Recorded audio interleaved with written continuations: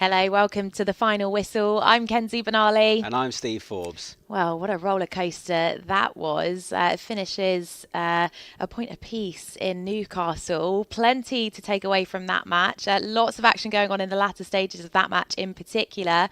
And with us to talk all about it is Joe Prince-Wright and Dean Hammond. Dean, we'll come to you first. A point to take away from Newcastle today. What's your initial thoughts after the game? I'm just recovering from that. Obviously, the finish there, the emotional finish. But no, I think a well-deserved point. I think it would have been very unfortunate Southampton not come away with a point there. I think it was a good away performance. There were some really good moments. I thought the first half, the way the team dominated possession and the way they retrieved possession when they lost possession, lots of energy, lots of determination.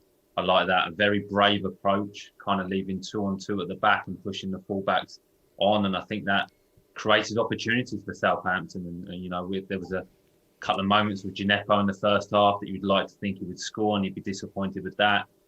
And then going into the second half, Southampton started a little bit slow, and obviously Newcastle going into the lead. But a good reaction to come back into the game. And then I thought there would only be one team that were going to win it in Southampton. And then that killer punch, on the break again, to go 2-1 down in the 90th minute, you're thinking, okay, a disappointing result, frustration of not getting anything out of the game.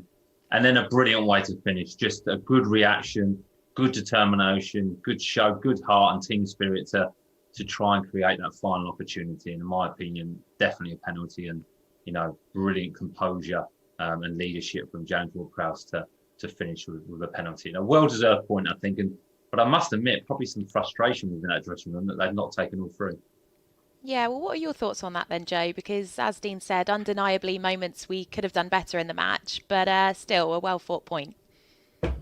Yeah, I think obviously you've taken a point now looking into stoppage time. It looked like it was going to be a defeat, but over the whole 90 minutes, I do think, like Dean said, there'll be some frustration there that Saints could have been 2 or 3-0 up and kind of dominated that game from start to finish. So it was just those little finishing touches, the chances for Djenepo in the first half. He had another one in the second. He whipped just wide, a great opportunity.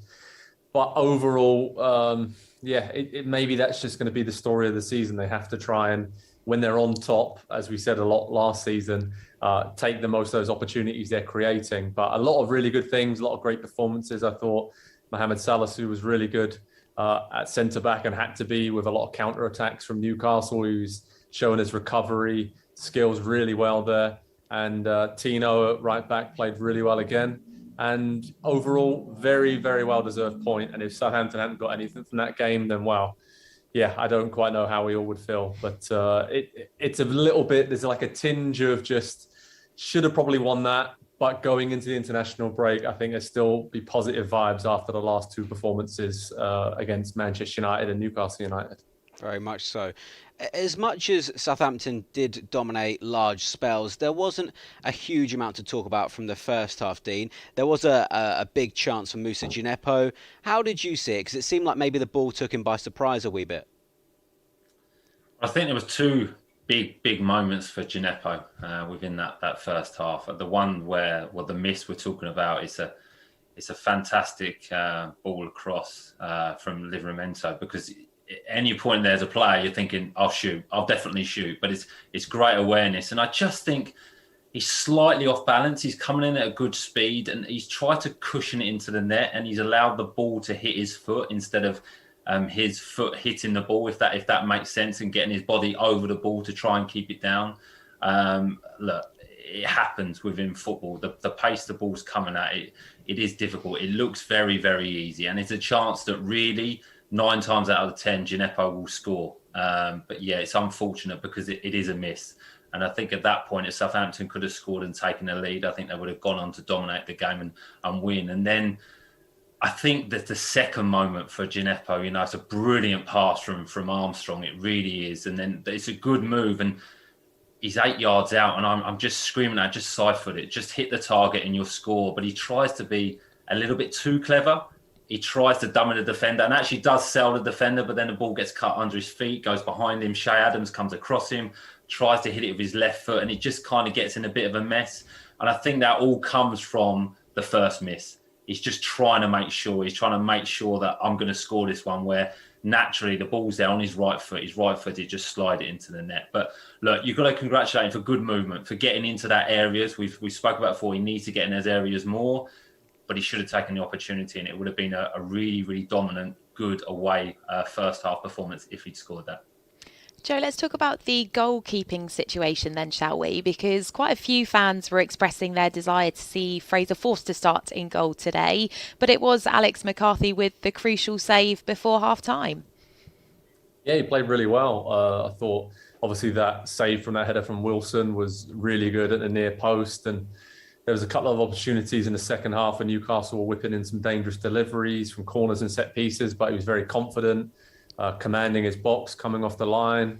And along with Stevens and Salisu, that kind of triangle looked pretty solid throughout the game. Yes, Newcastle like to sit back and then hit teams on the counter, and there were a few 2-on-1 or 3-on-2 situations at times, which made things look a little bit unnervy. But I think McCarthy really, his positioning was good, made that good stop just before the break. And you can probably understand why he's just ahead of Fraser Forster in the pecking order at the moment to start for Saints. But yeah, really solid display from him. Had a couple of obviously things to do, but I just think that, you know, with the ball at his feet, he's very good as well. But not the Saints really had to build a lot from the back today, because they had a lot of the ball midfield and further up the pitch. But when he was called upon, great stop in the first half, and yeah, he looked really solid and steady to me. Now, Dean, for the third time in 3 matches this season, Southampton have conceded within the opening 10 minutes of the restart. Can we read anything into that? And I suppose also, what did you make of the opening goal from Newcastle? I'm not sure at this stage whether we can read anything into that, Steve. You know, you're 3 games in, it could be a coincidence. I think you've got to be aware of it and look at it and probably analyse it on the video. Is there anything that the team's doing different?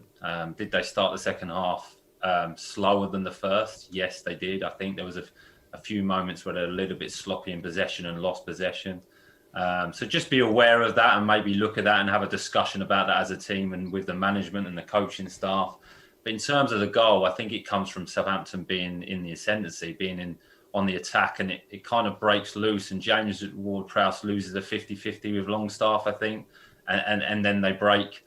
It goes wide, and just maybe a little bit critical of Jack Stevens. He's with Callum Wilson, and he kind of stops and allows Callum Wilson to get a cross in from a diagonal ball and then a header back across. And it's not brilliant movement from Wilson. And I just wonder if Jack just switches off, doesn't expect the header, doesn't see Callum Wilson's movement. So I think there's moments within that goal that it could have been prevented on 1 or 2 or maybe even 3 occasions. And I think that would be the disappointment. If the opposition score a goal where tactically they're brilliant, their movement's good, or it's a wonder strike, you hold your hands up and say, look, it's a goal, we're going to concede goals. But I think if you look at that, you analyse that, there's some moments within that could have been stopped. The 50-50 tackle, the run, the movement, maybe Carl Walker-Peters being a little bit narrow, so allowing the diagonal ball. So look, it's a good finish from Callum Wilson, but I don't think he had to work too hard to get into that position.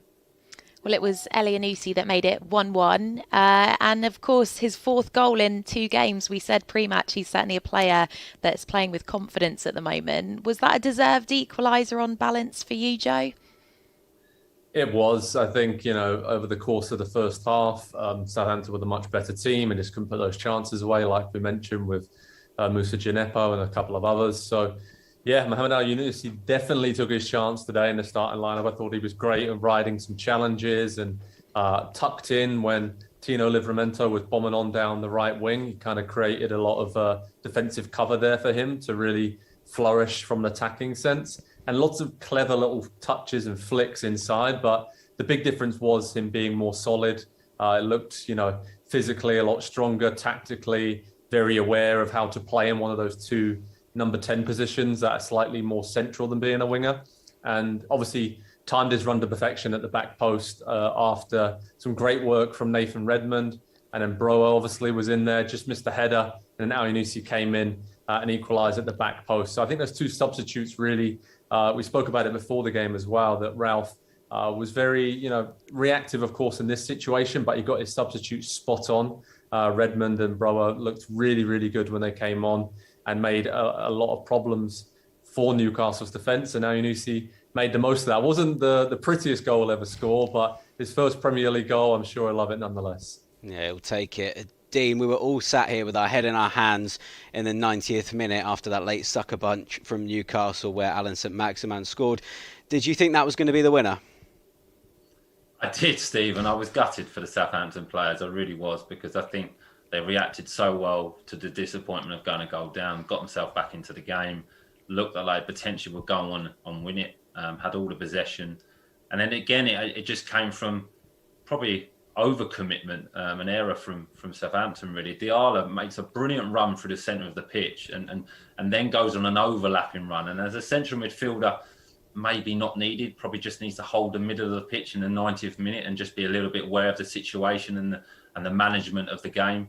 And then Newcastle break again. And it's a good break from Joe Linton. And then Salas, who I think he's in a good position, just Joe Linton's gone away from goal, dives in, checks back, and then it's a good clearance from James Ward-Prowse. But a good finish from St-Maximin. And I was devastated. I really felt for the players because they 100% deserved a point, if not to win the game. But again, it's just a little error. So in a positive manner, you could look at it and go, teams are not really cutting Southampton open. It's individual, collective errors that can be worked on the training ground and can be improved as the season goes on. So that's a positive from that.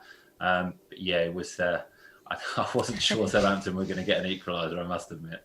It did feel like game over there, didn't it? But as we all know, it's not over until it's over. Late drama with the penalty awarded by VAR, Joe. Was that the correct decision for you?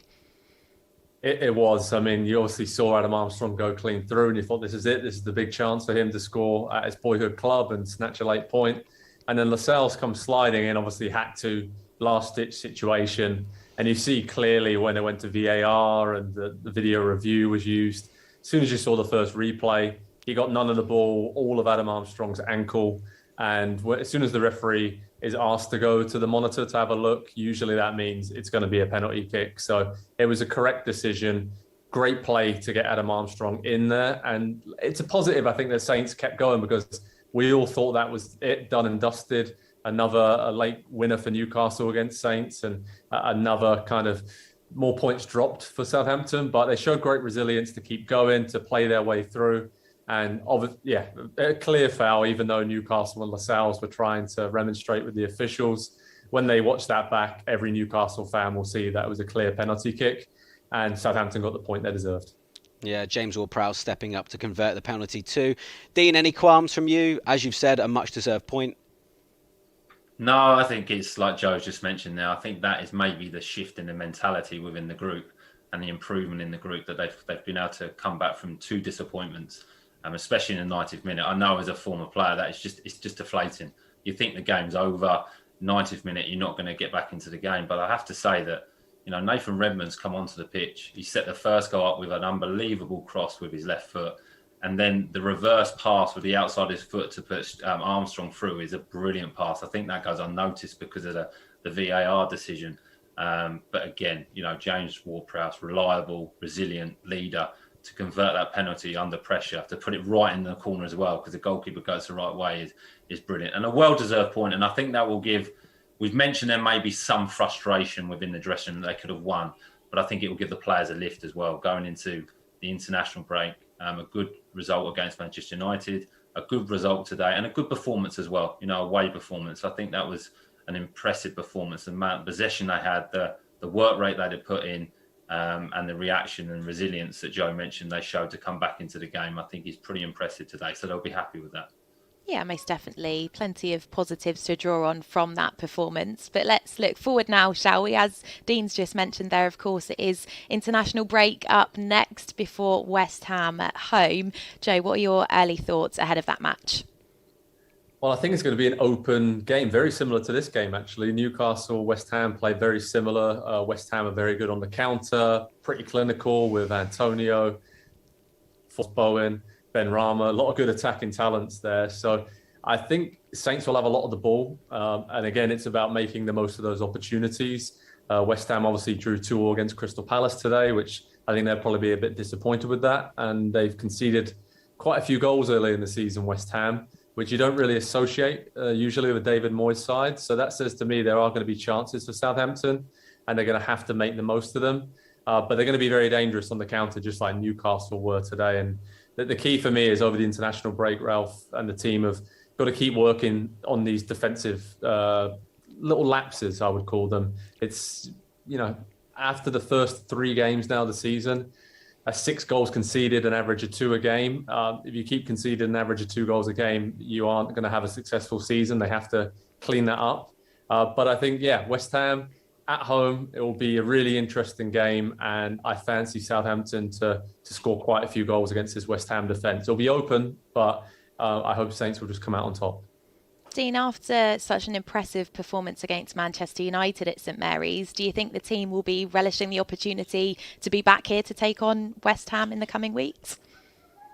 Yeah, definitely. Definitely, the atmosphere at St Mary's, the last game was brilliant. It really, really was, to see the fans back and the noise they made and the atmosphere they created was great. And I'm sure the players appreciate that. And like Joe mentioned, I watched West Ham live on Monday, and they're an impressive team. They are. They've got the bit between their teeth. They've got some real belief within that group, and attacking wise, they're very, very strong, especially from set pieces as well. So if Southampton can be defensively strong, work on those errors or lapses like Joe mentioned there, I think that's a good word for it, then they can definitely improve, because they will get opportunities against West Ham. Defensively, that's the weakest part of that team. So it'll be an open game and very, very competitive, but one that Southampton, I believe, with just that raising confidence within the group, we'll look forward to. Yeah, we hope so. Great stuff. Well, thank you very much, Dean and Joe, for all your insight and analysis today. What drama at the end there, Ken. Southampton snatch a point from the jaws of defeat at St James's Park. We'll be back next month on the 11th September after the international break, where West Ham will be the visitors here at St Mary's. Have a great couple of weeks, and we'll see you then.